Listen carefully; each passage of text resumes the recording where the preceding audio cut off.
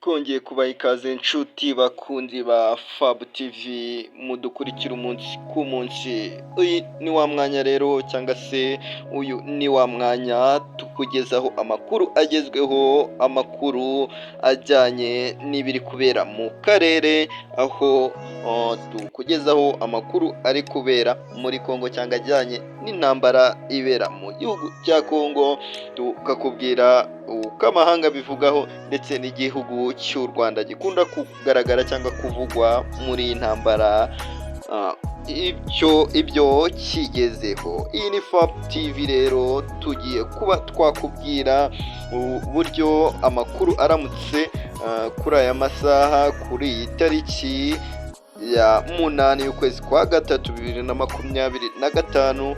Ikindi turaza kuba twakubwira, turakunyuriramo uburyo iyi ntambara yaramutse, aho ibintu bimaze kwangirika mu gihugu cya Kongo ndetse n'ibibazo byateje mu karere hose. Turaza kukubwira ku bijyanye n'u Rwanda, ingamba zikomeye rwafashe zo kongera abasirikare. Turaza kukubwira ibyo Yorande Makoro, umuvugizi w'u Rwanda cyangwa se umuvugizi w'u Rwanda, nibyo yaje kuba atangariza ikinyamakuru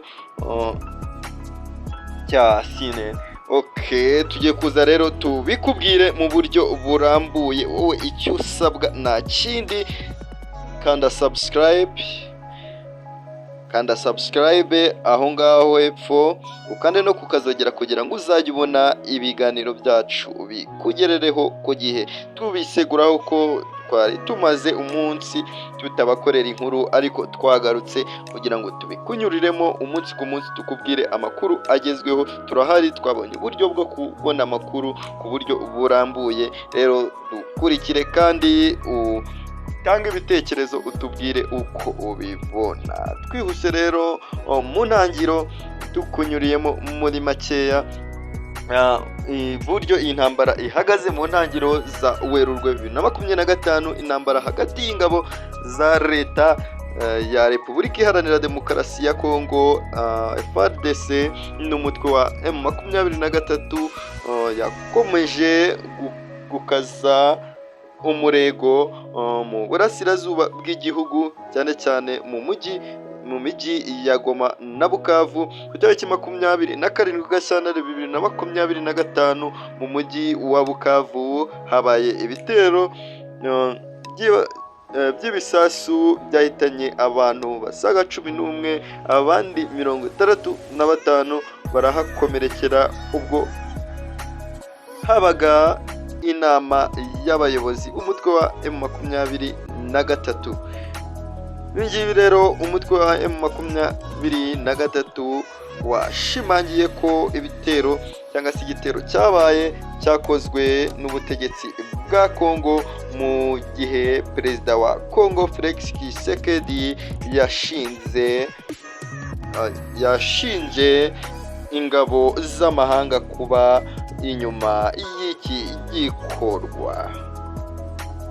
Ibindi rero ku bijyanye n'uruhare rw'u Rwanda mu bibazo na raporo zigiye zitandukanye zagaragaje ko ni raporo zikemangwaho ku bashaka kwinjira muri kino kibazo neza, cyangwa se ku bantu bakurikiranye kino kibazo ntaho babogamiye. Ni raporo rero zitakomeje kuvugwaho rumwe, cyane ko ni igisirikare cy'u Rwanda cyangwa se igihugu cy'u Rwanda cyaje kuba kibihakana. Ni raporo rero zitandukanye zerekanaga ko, cyangwa se bavugaga ko ingabo z'u Rwanda RDF ziri gufasha umutwe wa M23, n'ubwo u Rwanda rwakomeje kubihakana cyangwa se guhakana ibi birego. Mu kwezi rero kwa Mutarama 2025, leta ya Kongo yahagaritse umubano wa diplomasi n'u Rwanda, ishinze u Rwanda gushyigikira umutwe wa M23 mu gufata umujyi wa Goma. Ibi rero byatumye umuryango w'abibumbye usaba ingabo z'u Rwanda kuva mu gihugu cya Kongo, nubwo nta bimenyetso bigaragara cyangwa se bifatika byerekana ko igisirikare cy'u Rwanda kiri muri Kongo. Ku itariki 7 Gashyantare 2025, akanama k'umuryango w'abibumbye gashinzwe uburenganzira bwa muntu kaje kuba gatangaza amakuru tizewe kagaragaza akanama rero kashyizeho itsinda ryo kugenzura, nubwo ari ibintu bakoze mu buryo ubona ko butanyuze mu mucyo. Kashyizeho rero agatsinda ko kugenzura ibyaha byakozwe mu burasirazuba bwa Kongo, kaza kuvuga ko cyangwa se gashinja u Rwanda kuba inyuma y'ibi bintu biri kubera muri Kongo, nubwo u Rwanda rwakomeje kuba rubihakana rukerekana n'ibimenyetso bigiye bitandukanye. Ibi ngibi rero byatumye umuryango w'abibumbye usaba umutwe wa M23 n'ingabo z'u Rwanda guhagarika ibikorwa by'ihohoterwa no kwemera ko imfashanyo z'ubutabazi zigera ku baturage bakeneye ubufasha ahangaha muri Kongo. Nubwo u Rwanda rwakomeje guhakana uruhare rwabyo muri iyi ntambara, ibihugu bitandukanye n'imiryango y'abibumbye byakomeje gusaba ko haba ibiganiro hagati ya leta ya Kongo n'umutwe wa M23 kugira ngo haboneke umuti urambye w'iki kibazo. Nubwo leta ya Kongo yakomeje kubihakana, uyu Felix Tshisekedi komeza kuba yashyira intambara imbere, aho yagiye azenguruka mu bihugu hirya no hino asabira ibihano u Rwanda. Ibihugu byinshi by'amahanga byaje kuba biha ibihano u Rwanda, ndetse bigaragara ko byari bigamije kugira ngo bijye kubona uburyo bicukura amabuye y'agaciro mu gihugu cya Kongo, aba ari rwo rwitwazo rwo kubogama ndetse banashinja u Rwanda ku ibi bijyanye na M23. Ugereranyije rero iyi ntambara yatangiye hapfuye, ushobora kwibaza cyangwa se twashakashatse uburyo bw'imibare abapfuye cyangwa se ibintu byaje kuba byangirika hano. Na mibare mu by'ukuri intambara hagati y'ingabo za leta ya Kongo, Repubulika Iharanira Demokarasi ya Kongo cyangwa se FARDC n'umutwe wa M23 imaze gutera ingaruka zikomeye ku baturage b'uburasirazuba bwa Kongo, nubwo kubona imibare nyakuri y'abahitanwe n'iyi ntambara bigoye kubera umutekano muke. Hari amakuru atandukanye agaragaza ko ibihombo cyangwa se agaragaza ibihombo by'ubuzima n'ibikorwa remezo ahangaha muri Kongo.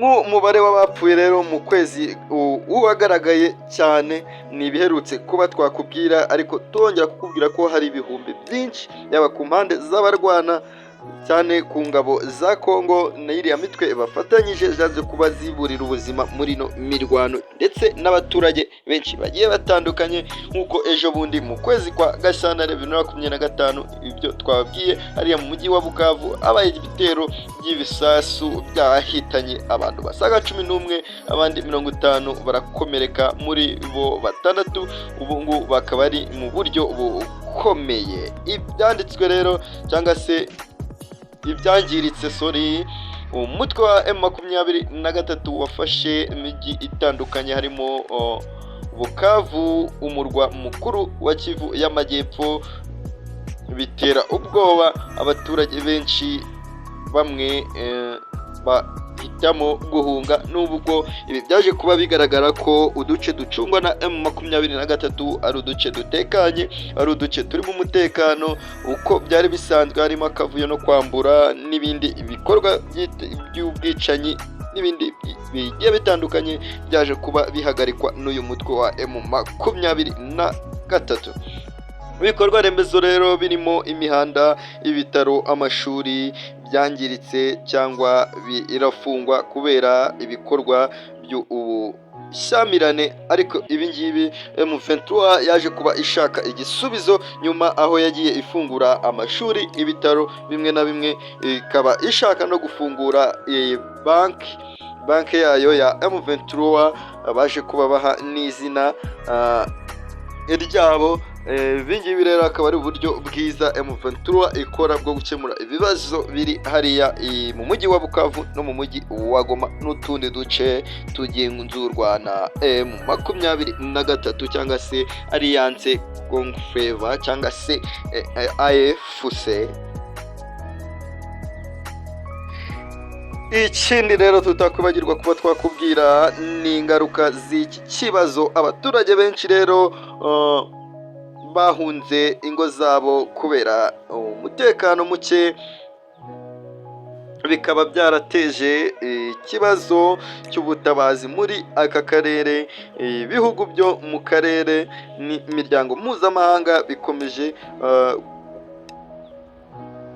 kugaragaza impungenge z'uko iyi ntambara ishobora gukurura intambara y'akarere kose, cyane ko hari ibirego bishinja u Rwanda gushyigikira umutwe wa M23 nubwo u Rwanda rwakomeje kubihakana. Mu gihe rero ibiganiro by'amahoro byari biteganyijwe kubera muri Angola mu kwezi kwa Ukuboza 2024 byarasubitswe kubera kutumvikana hagati ya Kongo n'u Rwanda, bikomeje rero gutera impungenge ku mahoro arambye muri aka karere. Izi ngaruka zose rero zerekana ko intambara hagati ya FARDC na M23 ndetse n'iriya mitwe ifatanyije na FARDC, ingabo z'u Burundi, Wazalendo ndetse na FDLR imaze guteza ibibazo bikomeye by'ubuzima, umutekano, iterambere mu burasirazuba bwa Kongo. Bikaba bisaba ingamba rero zihuse zo kugarura amahoro n'umutekano mu karere. Ibyo rero niyo makuru twari twagukusanyije, ariko ubu ngubu intambara irakomeje hagati y'umujyi hagati ya M23 n'igisirikare cya Kongo cyangwa se na leta ya Kongo, aho M23 ikomeje kurwana, ubona ko ishaka gufata umujyi wa Uvira, ishaka gufata ariya turiya duce twose, ndetse ari n'utundi duce turi kugaragara ko M23 iri kugenda yigarurira. Ukaba rero M23 ikomeje kurwana, ariko nanone ivuga ko bibaye byiza ko byajya mu nzira y'amahoro, ibibazo biri hariya bigakemuka, nubwo bigoye. Ubona ko igisirikare cyangwa se leta ya Kongo ikomeje gukora ivangura rikomeye, aho abo mu bwoko bw'Abahima, abo mu bwoko bw'Abatutsi babarizwa muri kiriya gihugu bakomeje kwicwa nabi kandi bicwa na leta ya Kongo. Ibindi rero dushobora kuba twakubwira uyu munsi, amakuru agezweho, Yolande Makoro yaje kuba atangariza ikinyamakuru ko ku bijyanye n'iriya mirwano iri kubera muri Kongo, yaje kuba avuga ibintu bigiye birambuye, avuga ku bihano byagiye bihabwa u Rwanda ndetse n'ibindi bibazo byinshi bigiye bitandukanye. Umunyamakuru yaje kuba amubaza, aza kugaruka ko hakwiriye cyangwa se u Rwanda ruri gufata ingamba zo gushyira ubwirinzi noneho bukomeye, kuzana abasirikare benshi ku mipaka yabwo kugira ngo barinde ubusugire bw'igihugu cyabo, cyangwa se barinde igihugu cyabo, igihugu cy'u Rwanda kibashe kugira umutekano. Ibyo ni byinshi byaje kuba bigarukwaho na Yolande Makoro. Ikiganiro cye ni kinyamakuru, aho tugiye kuza tukubwire mu kanya cyangwa se tukikugezeho cyose uko byaje kuba bigenda. Iyi ni Fabu TV rero, dukurikira umunsi ku munsi. Ni byiza kugira ngo muduhe ibitekerezo aho muri comment. Ikindi kandi kandi subscribe ku batarigeze bakanda subscribe kugira ngo twagure uyu muryango wacu wa Fab TV mu rwego rwo kwigira nk'abanyarwanda, dukomeze kuzamura cyangwa se kwigira dushyigikirana kugira ngo turebe uko twakemura ibibazo tugiye dufite hirya no hino mu karere. Ni ibibazo u Rwanda rubangamiwe cyangwa se rufite bijyanye n'ibi biri kuvugwa mu karere hose. Njye ubagezaho ikiganiro ni Fabrice hano kuri Fab TV. Turaje rero tubagezeho iyo nkuru ya Yolande Makoro, ni umunyamakuru.